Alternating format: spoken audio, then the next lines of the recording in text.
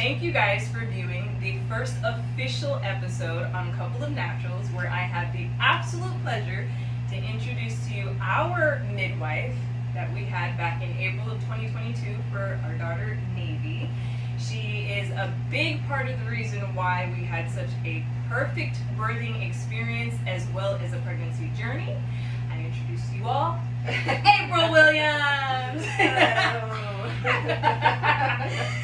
So, April has been doing this for about 14 years and has had well over 600 or so births. So there's no question as to why we chose her. Her resume speaks for itself. It is commonly asked what a midwife is or what a midwife does. So we'll just roll into different questions at the end. I'll kind of cover some questions that some of the viewers had, but we'll just roll with it and see what happens. So what exactly is a midwife? So a midwife, there are two different types. There's a certified nurse midwife. Most of the time they work in the hospital. Sometimes they do out-of-hospital births, but for the most part they're birth center or hospital. And then there's a licensed midwife, which is what I am, or certified professional midwife is another title. And we do the out-of-hospital births. So we can also do birth center, but most of us stick to home birth. A midwife is someone that does all of the prenatal care, blood work, pap smears, gestational diabetes testing, and then we order ultrasounds. We don't do diagnostic ultrasounds, any of us that I know of, but we send people out for ultrasound, or some people have it in home visit ultrasounds. And then we do home birth and then postpartum care. So usually it's comprehensive. Most of the time, if everything stays normal, low risk, no complications come up, that can be the extent of care is all with the midwife. If something comes up that's abnormal, like gestational diabetes or hypertension, or if there's something abnormal on the ultrasound, we can send you out for either a consultation with our backup doctor, and he will do a visit and say whether this person is still able to do a home birth, or if he thinks they'd be better in the hospital. Or there's also high-risk doctors that you can see in the same situation. They can look at the details of what's going on in this pregnancy. Does this actually put the mother at risk? Does this put the baby at risk? Because for home birth, we always want to stay low risk, healthy, normal. We're not trying to be risky and, do births for people that have, risk factors saying that there's a chance this baby could need extra help, like a stay in the NICU. So we're looking at normal moms, healthy to begin with, following the whole pregnancy, making sure everything stays that way. And for most people, it does. So on the rare chance that it doesn't, then we can call out to other providers to collaborate care, or we can plan, okay, you're actually going to be better off giving birth in the hospital. And that can sometimes even include inductions. If somebody has hypertension and their blood pressure just keeps going up, we can say, like, okay, if you get to this number, we're going to suggest that you just go to the hospital and get induced. And sometimes that happens, and we still have good outcomes with that. So, and then we can follow up and still do their postpartum care if that happens. But thankfully, most people stay low risk and just do the birth at home. Perfect. I heard in your answer you mentioned high risk. I do know I had a couple of friends who were inquiring about having a home birth. What are reasons why you wouldn't take a patient on? What is considered high risk? So for us, it's all detailed in our Florida law for midwives, and so we don't do twins. There's one midwife, Angela Love, over on the coast of Florida. She can do twins. I don't do twins. No midwife that I know of in the Orlando area does twins. So no twins. We don't do breech deliveries. I wish that the law would change on that, but for now, we don't do breech. Even like smoking, if a mom is a heavy smoker, we don't do it. Hypertension, there's just a whole long list, but those are the main ones. If somebody's starting out with a problem, like you were born with a heart problem or kidney problems, liver problems, those, if you are already not a healthy person, then most likely we wouldn't be able to do a home birth with you. But if you're starting out healthy, then we can. Oh, that's awesome. So without getting into your personal business and how you run things, what is a price range of what a person would be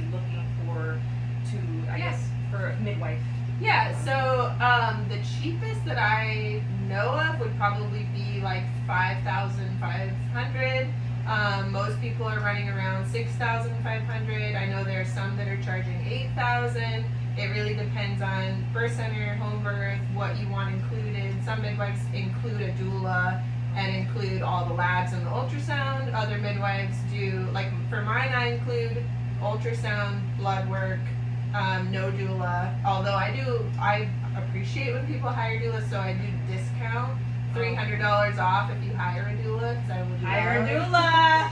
It's very helpful to us when you have one more person on your team that's supporting you, especially if they have a lot of knowledge and experience. So I love when people have doulas, but it's not required. And then let's see, birth centers I think are closer to the 8,000 range. I'm not sure what all they include, but everybody's like a little bit different on their package, but for the most part that's about somewhere from 6,000 to 8,000. Okay. Following a miscarriage that I had and a terrible experience using hospitals and OBs, this is kind of how we shifted over to choosing a home water birth. We conceived Navi during COVID time, so it was a little bit tricky. We were not willing to risk having Mello not able to go into the hospital room and whatnot. Yeah, those were bad times. Bad times. So we definitely, there was no question when we decided to take this route. I wanted to ask, we, I think, came to you at about 12 weeks or so. If someone is further along in pregnancy, let's say 25 weeks, and they decided that they wanted to go from OB to midwife, is that possible? Yes. Okay. So the latest I've taken someone is 37 weeks. Oh, wow. So Wow. like ready to have a baby. The downside is, one, you don't get to know each other. Two, we actually don't discount very much. We discount a little bit, but much less than you would think. And part of that is because it actually is more risk for us to take somebody that we haven't gotten to know. We haven't been following them the whole time. Right. So we're somewhat more likely to run into a problem taking someone that way. And then the other thing is being full. So like I stopped taking births. If I hit 6 people due in a month, I don't take anybody else. So if you're waiting to start care till the end, you might not be able to find a midwife with availability. So that's the downside. But if we do, like every once in a while, we might have a month that we only have 2 or 3 people. So then we would be able to take someone that late. And the benefit of it for the patient would be, if you're seeing an OB that takes your insurance, then that's great. Then you can, save a little bit of money that way.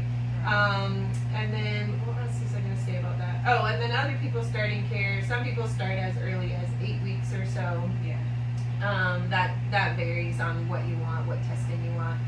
But yeah, most people start around 8 to 10 weeks. But our law says we have to start care before, I think it's 24 weeks on a first-time mom and before 28 weeks on a subsequent, if you've already had a baby. But most people have had at least some care by then. Okay. Very nice. I did want to ask, when in fact you have to transfer someone from home to hospital, how does that process work with now doctors? Do I get to keep you as a midwife now that I'm admitted to the hospital, or do I now transfer over to a doctor? So it's the process is we call the hospital when you're in labor. So most likely I'm at your house. We've been laboring for a very long time. This is just the most common scenario. Say we've been in labor for 24 hours and you're just not progressing. Especially if the water has been leaking this whole time, then you're somewhat more at risk for an infection. So in that case, I usually call the hospital, let them know what's going on. My favorite 2 hospitals are Advent Health Orlando by the Science Center, and then UCF Lake Nona. Those are my 2 favorites. We're always well received. We're always respected in the patient's wishes. So I've had some other hospitals where they're just much more like take charge and kind of, what were you thinking? Why would you do something like this? Well, now of course you're gonna have problems.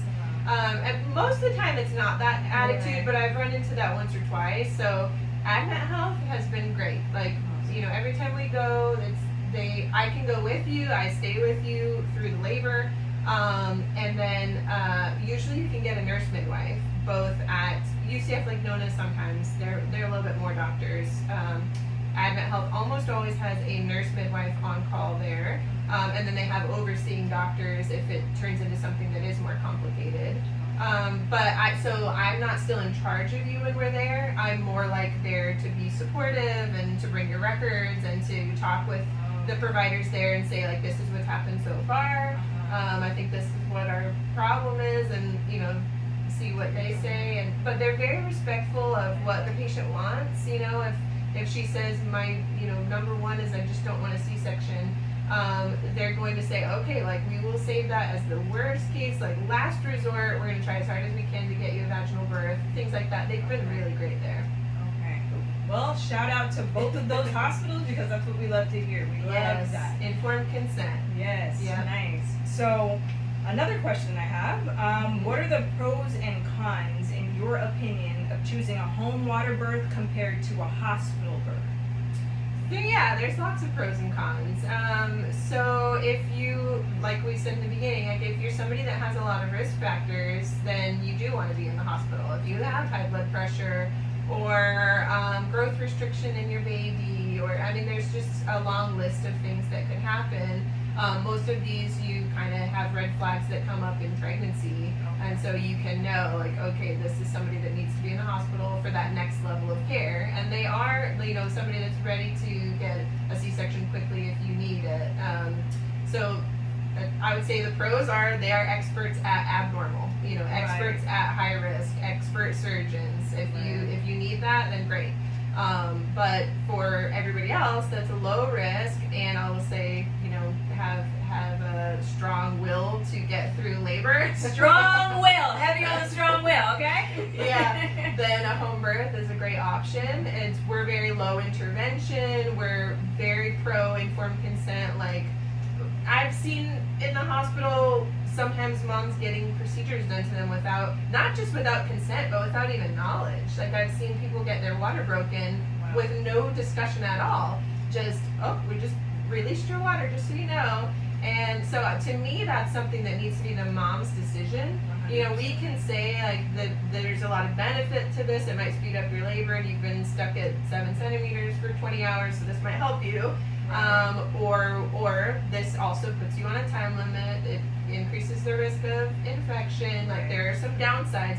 And then for the mom to make that decision for her own birth, I think is super important. Of course. And so we always go over risk versus benefit and let the mom decide. So that's one big difference between most hospitals. And I will say again, Advent is not so bad about that. Like, they do a good job at talking to everyone about their options. Other benefits of home birth is water birth. Hospitals do water birth. They have tubs there, and you look at it and you think, like, oh, that's where I want to be. And then you get there in labor, and they're like, oh, you can't actually give birth in there. Right. So every once in a while, somebody can labor in a tub in the hospital, but nobody is allowed to give birth there. And even the labor, it's like they're very strict on who gets to and who doesn't. Like, is your water broken? Do you have any risk factors at all? Right. Then you're not going to be in the tub. Whereas at home births, it's like, it's funny, I get asked if someone's allowed to do a home birth that's not a water birth. Like, of course. Right. Like, The water's the plus. yeah, like, you're welcome to use the water, but it's definitely not required. So, we do maybe 50% water birth. Sometimes it's just we don't have time to set it up. If I get there last minute and someone's ready to push, like, we barely had time to set up yours. Almost labored on the carpet, guys. Yeah. I remember yours when your baby came out. I was like in the moment, and then all of a sudden I was like, we're about to like fill over, and I had to run in my socks. I almost fell and turn the water off and run back to you. But are we surprised? I'm always full of entertainment. Anything. I do remember one of the best experiences that we had at home. And we still talk about it, is you mentioned low intervention. Yeah. With April, it was low intervention. Oh my goodness. She was there and she wasn't there. She was there to make sure that we had a safety net, that, if any emergencies were to come about, she knew what to do. But she allowed Mello and I to be a couple, to embrace each other, to be in the moment, to go through all the ebbs and flows of whatever labor brought. And that is one of the things that we cannot stop talking about, because I don't know how I would have reacted if there was too much intervention. Would it have caused confusion, frustration? But it was honestly the best experience of a lifetime, and that's why we're doing this. We are doing this because I really genuinely would love for women to be able to have a birth story similar to mine in a way where they can describe it positively and rave about it. I mean, such a life-changing event, and it can be life-changing in a tragic way, or it can be life-changing in an empowering way. And I don't mean tragic like somebody dies. I mean tragic like you're always looking back thinking like I never got to have the birth that I wanted, or I didn't have any say in what happened to me. Like I want it to be at the end of a birth that a mom looks back and is just amazed at herself, amazed at her ability, and like, look what I did. Not like, oh, you know, you got me through this, or thank God I had this situation, or whatever. Like you should look back and think like, I was amazing. Like I just did that. You know, and that starts you off for motherhood to be successful, to, you know, like have that confidence and have your baby uninterrupted. That's another thing that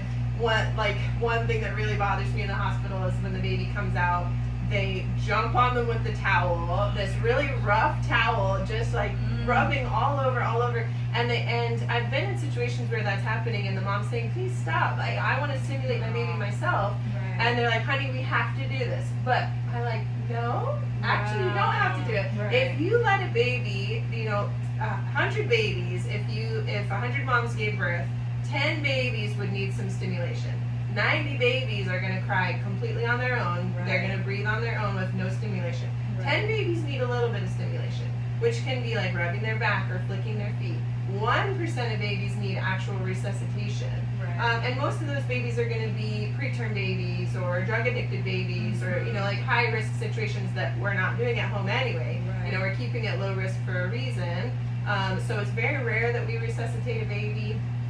If we do, it's not usually like what you imagine, like chest compressions and high stress. It's more like, here's our little ambu, and we're inflating the lungs just to help get that first breath going, and then the babies, take over from there. And that, like I said, like that's just a couple babies out of 100. So. I think Navi actually had to get a little boost when she came out. She was stunned. She was like, what? Earth? This is where you sent me? So, it's fascinating realizing you're holding your first baby. A human just popped out of you, and then she's not crying. So all the movies and shows and everything you hear, you go from excited to like, should I be concerned? But you were so calm, cool, and collected. You're like, it's okay. And immediately you passed on your energy to us, where you were calm. So we went from to immediately calm. And again, it could have changed our whole story if the outcome she's would have whisked been away. Yeah. You don't see her for 10 minutes. Yeah, but we were like, wait, April isn't freaking out, so there's no reason to freak out. She got it. We got it. Another benefit is we don't clamp and cut the cord immediately. So when a baby comes out and they are stunned and they're not breathing, you're still breathing for them through the umbilical cord for several minutes most of the time. You never know when that placenta is going to release, but most of the time it's like 10 minutes later. So as long as that cord's still going, it's okay that they don't take a breath for 1 or 2 minutes. Usually for me, it's like if they're not breathing by 1 minute, that's when I'm trying to start to stimulate them at that point. But that first minute, you're breathing for them, and you don't want to interrupt a mom meeting her baby. Like that's a natural process that needs to take place. And when we interrupt, that can start the chain of postpartum depression and trouble bonding with the baby if you have that moment interrupted. And obviously, like if it is a life or death situation, then you're going to want the real intervention. But most babies, it's just like one little puff of air, a little bit of stimulation on their back, and then they're crying and you're fine. Wow. A lot of people don't know, I didn't know until we went through this process, that you actually birthed the placenta. I was like, I have to push again? This is great. It's such an interesting feeling. It's just so much pressure until it's not. But can you explain that a little bit? Yeah, so that's another thing that's funny too. When I get someone who is coming to me with their second baby and they've had a hospital birth, I talk about the placenta and birthing it, and they're like, I don't remember doing that. Like, I know you don't, because usually in the hospital, when the baby's out, one, you've got like 4 people all over the baby, and then your legs are up in the stirrups, spotlights on your vagina, and there's a big bag under you. And very quickly they will say, like, okay, you're gonna feel some pressure, and they clamp the cord. Well, that's usually done at 1 minute postpartum. And then they pull and they just kind of get your placenta out without much help from you. And there could be some benefit to that, I suppose. Like if someone's hemorrhaging, then maybe that would help, but at the same time it could make it worse. Right. So when you just pull a placenta out before it's ready, most of the time you're going to cause more bleeding than would have happened otherwise. So what we like to do, home birth midwives, you know, like we wait till baby's out, baby's on your chest, maybe 10, 15 minutes go by, we suggest like, okay, you want to try to get the baby to the breast. When a baby latches, that's going to stimulate oxytocin, which is your love hormone, to release from your brain. That's going to help you bond with your baby, and it causes the uterus to contract. So your uterus still has the placenta in there, and as it starts to contract, it's going to let the placenta release. Then you're going to get some pressure in your lower back, and you'll start to feel like, oh, that's kind of uncomfortable. The cramps are starting to feel worse. That lets us know, like, okay, your placenta's probably ready. And then you push it out. And so nobody feels like giving that effort at that moment. You know, you're tired, you push the baby out, everything feels sore. So it is a little bit more effort than if somebody pulls it out for you, but it's to me, it's a better process. It's how it should be. It gives your body time. It's ready to come out. It comes out all in one piece. It's extremely rare for us to go back inside and grab things out, whereas I don't want to call out a certain hospital, but there's one, not Advent, who their protocol is if placenta's not out at 30 minutes, they do a manual extraction, which is very painful to a mother, unless she has an epidural. But even with an epidural, it can be painful.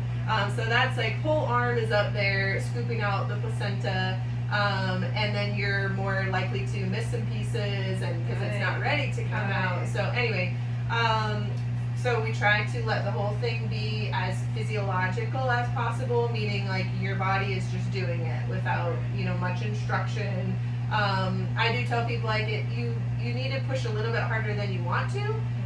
But when it comes out, it's very soft. It's not like hard like the baby. It's not painful. It's just a little bit of discomfort, and then it's all better. So I was going to show some props about that. So one thing about hormones in pregnancy is you've got some joints here in the back and in the front. And in pregnancy, your body releases a hormone called relaxin, and it's going to soften these joints, and so then the pelvis can move and open. And this whole back, you've seen, I'm sure, pictures online where this whole section of this bone bulges out, the rhombus they call it. So when the sacral bone is bulging out, that creates more space for your baby. But imagine if you are laying flat on your back, then that makes the mobility of your pelvis much less. So you want to be in an upright position. Hands and knees is great. We do so many brisk hands and knees position. Standing up we do sometimes, sideline even, and then somebody's usually pushing on, like a partner is pushing on the hip. That can be helpful.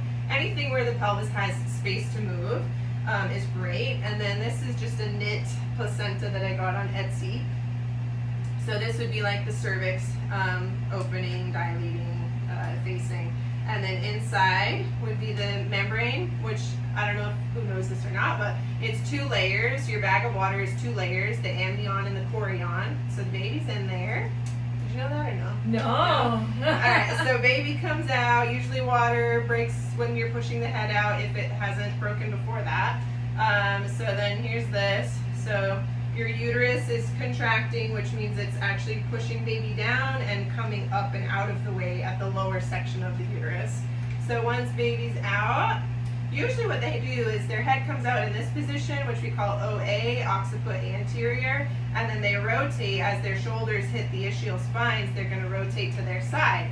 So if you're not touching a baby, you'll see them twist around, and then one shoulder is free and the other shoulder's free, and they just kind of pop out. Go straight to mom. Umbilical cord is still intact, full of blood. supplying the baby both with oxygen and blood flow, and then you've got baby here. So usually, at first you're just in awe and relief. And then, eventually you latch the baby to the breast, that stimulates more contractions. Then when you do push the placenta out, it's usually a little bit of a process, like maybe, 3 different sets of pushing. It's not usually just one big push, kind of like the baby. Like you push a few times before it comes out. So placenta's the same way. You push a few times over the course of maybe 10 minutes. Then when it comes out, the membranes are behind it. So they're going to be, this is the chorionic side, we call it, and then the amniotic side. So anyway, there's baby attached, and then I like to do my picture and then clamp and cut. And I will attach the picture of Navi to her placenta. Taking my April here is fascinating. And then eventually by 2 weeks, your uterus has contracted down to being back to what it was, about the size of your fist, or maybe a little bit smaller. But it's amazing that it can go from being this stretched and with the capacity to hold, triplets or whatever, and then goes down to being teeny tiny all over again. So you had asked about delayed cord clamping. Yes, when a baby first comes out, I want to say it's 30%. I could be off on my statistic there. I did not freshen up on that, but I think it's somewhere around 30% of their blood is still in the placenta in that moment where they come out. So if you wait as much as 3 to 5 minutes, they're going to get all of that blood back into their body. Now I like to wait an hour, and it's not that I think an hour is better than 5 minutes. My reason is that I don't want to interrupt your bonding moment. I want to take a picture of them still attached. But they do get their blood in about 5 minutes.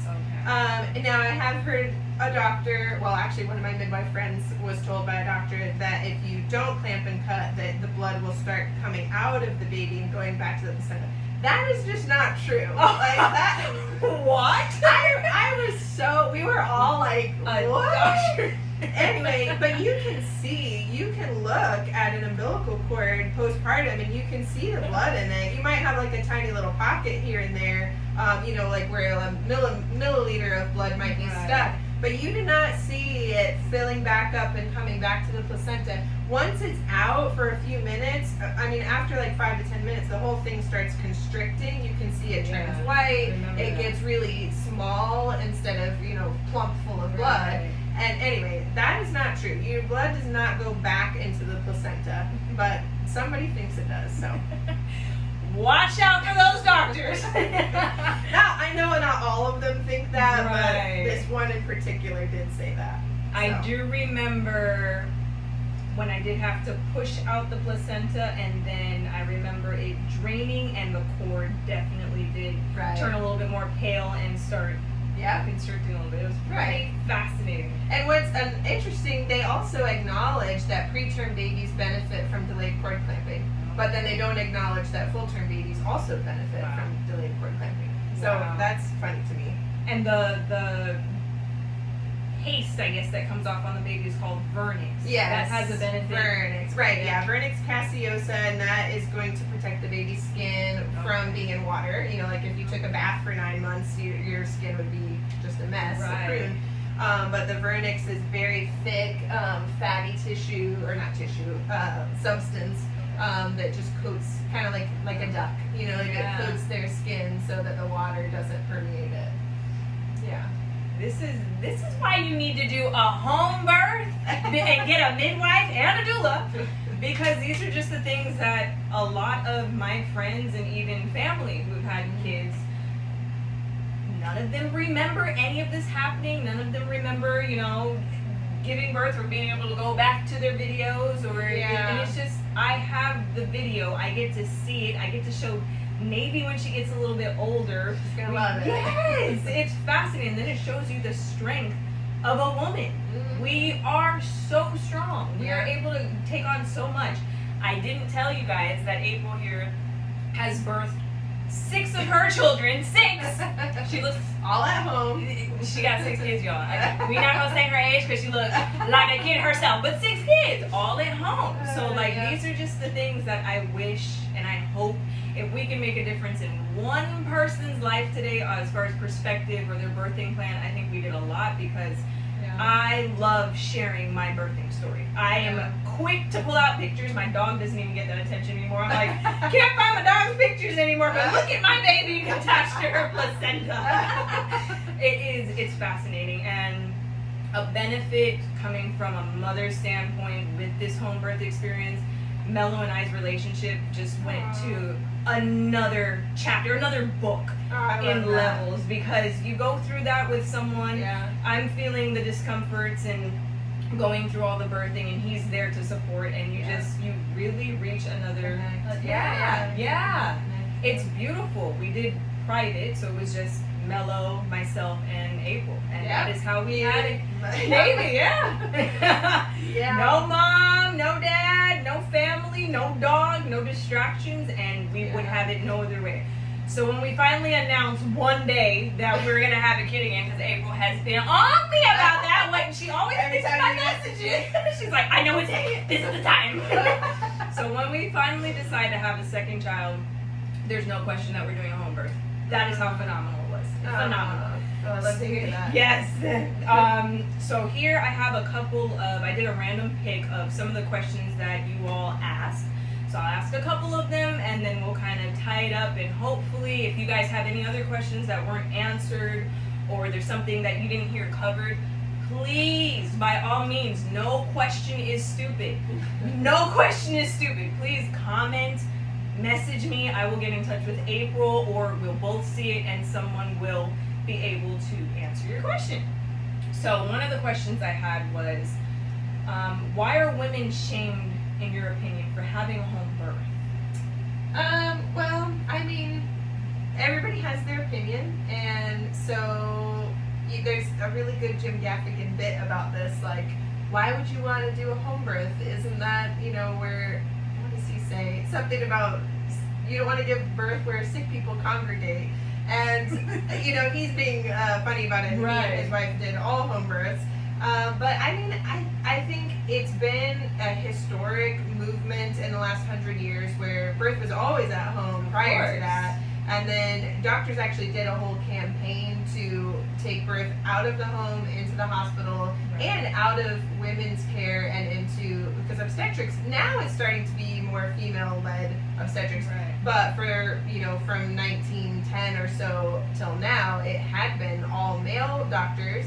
And so, I don't know, it's like maybe something about control, being like, well, this is just how it should be. They would do campaigns against midwives and take pictures and put, there was news articles I've seen in school that they showed us, like a barefoot midwife with blood on her feet and saying, wouldn't you not want this disgusting human to deliver your baby? Right. And just trying to make it look dirty and just not well equipped for emergencies and things like that. And to scare people, really. I mean, there's a lot of fear in childbirth in general, and so when you can scare people, you can control them. And so, and I'm not saying that all hospitals now that's their goal. I don't think that's the case, but I do think that there's a lot more fear in childbirth than there needs to be. I think there's like a healthy fear, like, okay, yes, this is something to respect. This is something that has potential to go either way, and so we're going to do everything we can to, have a healthy pregnancy and a healthy birth. And if we see red flags that are pointing that, okay, this one needs to have that next level, then we're going to go to the hospital, whether that's in labor or postpartum. And thankfully those numbers of times that happens are pretty rare, and when they do happen, they're, still good outcomes. It's just a change. Right, just a shift. Yeah. We were talking about water birth, and someone asked, does the water help with pain during labor?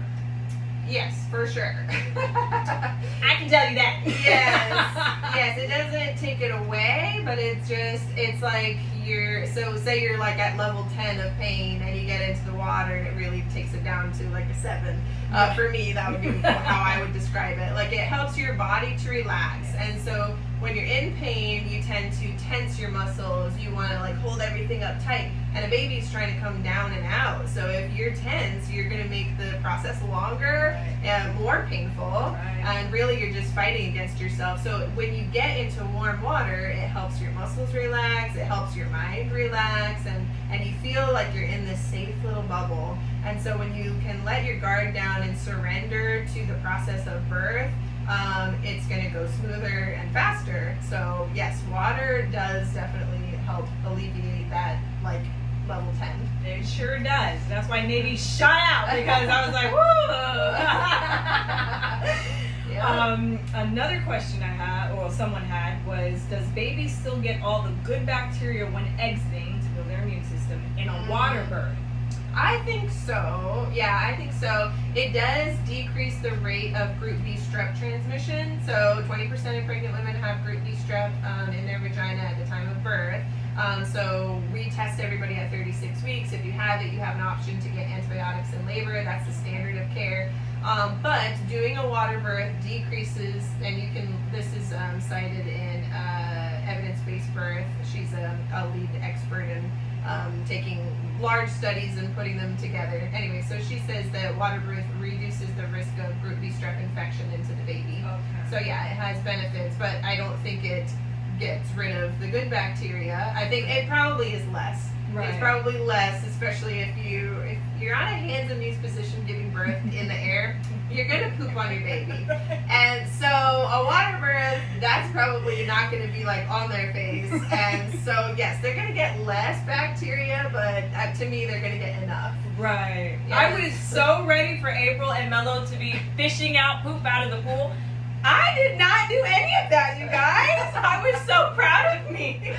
That honestly I don't remember. I was so proud. I was like, wow, I didn't do it. Everyone's greatest fear, which is really not a big deal. No. And the last question I have here is, how would you gauge the readiness when midwives don't check the cervix regularly during the last month of gestation, just like a traditional OB would? Right, yes. I don't know why people get routine checks in the last month of pregnancy. To me, I don't see any benefit to it at all. Every time you check someone, you have the potential to push bacteria towards the baby. Now, as long as the water's intact, that's not a problem, but still, it's not necessary to me. So, yes, most OBs start doing checks at 36, 37, 38, 39. I usually don't do a check until maybe 39 or 40 weeks, and even then, it's optional. So if I have a mom that wants to be checked, great. If I have a mom that's 41 weeks and doesn't want to be checked, that's fine. Like, everything is up to you. The benefit would be seeing, how low in your pelvis, how engaged the baby is, how thin your cervix is, dilated. So that's the information that we gain, but does that tell you when you're going to have your baby?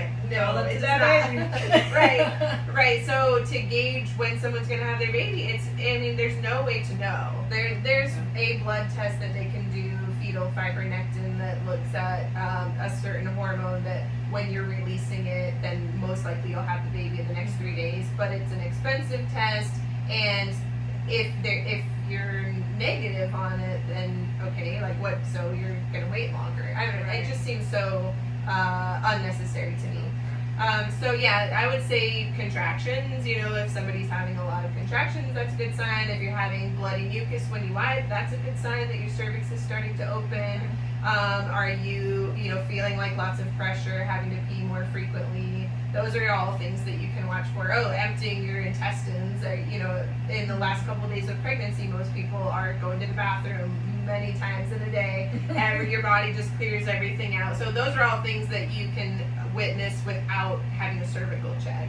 And not that I'm against cervical checks, but I would say I am against routine cervical checks, unless somebody just really wants that information. Then okay, Keeps the process natural. Yeah. To me, there's no benefit in doing it every week. Okay. Yeah. Well, I hope you guys really took something from it, whether you're watching this video to gain knowledge for yourself, or for entertainment, or even because you're building your birthing plan, having your baby, and this is just an option that you want a little bit more information on. I really hope you enjoyed it. where can we find your information as far as Instagram, YouTube? Sure. Natural Design Midwifery. It's the same, Facebook, Instagram, and YouTube. Yeah. I will go ahead and tag her information below, as well as a photo of maybe attached to her placenta. I'll do the video and the photo because it's just fascinating. And if you guys have any questions, like I said, please comment below. Otherwise, thank you so much for being my first little interview Q&A. This was phenomenal. It's been great. Thank you. Thank you guys for watching. Have a great one.